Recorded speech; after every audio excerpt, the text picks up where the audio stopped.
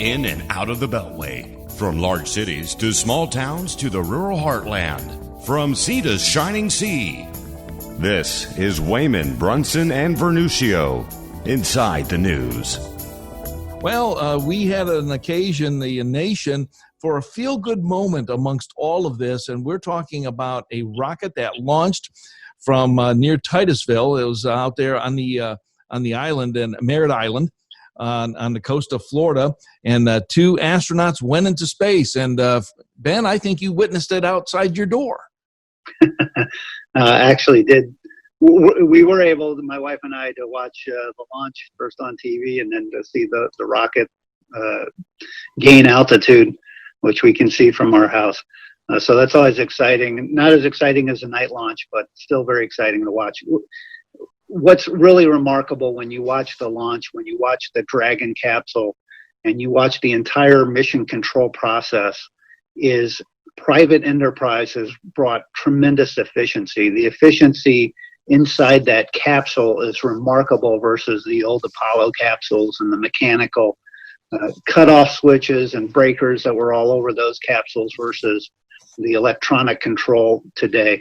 And the same at launch control.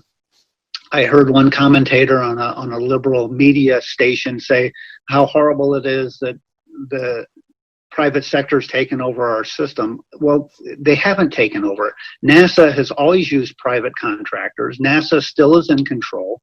SpaceX is operating pursuant to the terms and conditions and goals set by NASA. So the government and NASA are still in control of the system.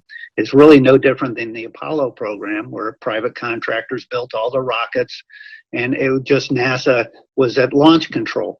Now launch control has been subbed out to SpaceX, and like I said, they have done a great job and done it efficiently, and that's all to the positive for our future space plans. All right, let's go to Frank Vernuccio, our resident space guy. And Frank, as all three of us, we all love space, but it's very near and dear to your heart as well. It is, and imagine, if you will, the year is, say, 1795, and a decision was made that you can't go west in your Conestoga wagons unless it's part of a government program. Well, we'd probably be about 13 states clinging to the Atlantic seaboard at that point in time. But of course, with the American spirit of adventure and ingenuity, individuals set off on their own to explore and exploit the West, and we became a continental superpower. This is the same thing that's happening right now with the space program. The government has done a great deal. It's opened up the path, but now private enterprise is getting involved, and you're going to see an explosion in what we're seeing in terms of returns from space, not only in terms of exploration, but exploitation as well. The future of the planetary economy is off-world. It's in mining the resources of the moon, bringing the resources of asteroids back home to Earth. It is in new technologies, new devices, spreading the human species throughout the stars. That's what we're going to be seeing because private enterprise is leading the way. Government can only do so much. The ingenuity of the American people is not in government alone. It's in the private sector. You're going to see the most exciting times ahead, thanks to the private sector getting involved. We've seen Dragon. In a few months, we're going to see the Boeing private space capsule go up. That's going to be another major event as well. This is just beginning. We're in for exciting and wonderful times ahead. Ben, you know what is so nice, too, is that this country was founded on people and men who had the courage to step forward. We're talking about Vanderbilt. We're talking about Rockefeller. We're talking about Carnegie. Even J.P. Morgan back in the day, who transformed General Electric and U.S. Steel and got those things all together again. Now we're talking about Musk. Now we're talking about Brunson. Now we're talking about Bezos, and they're willing to put their money behind it, and that spirit in America still exists.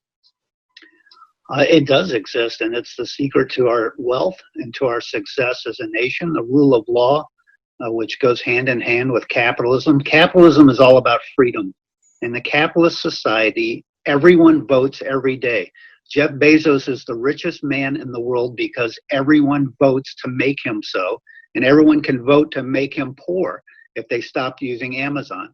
And this is the way our system works. It is real pure capitalism is really pure democracy, because everyone's voting with their dollars and where they spend their money every day, nonstop, all over the world.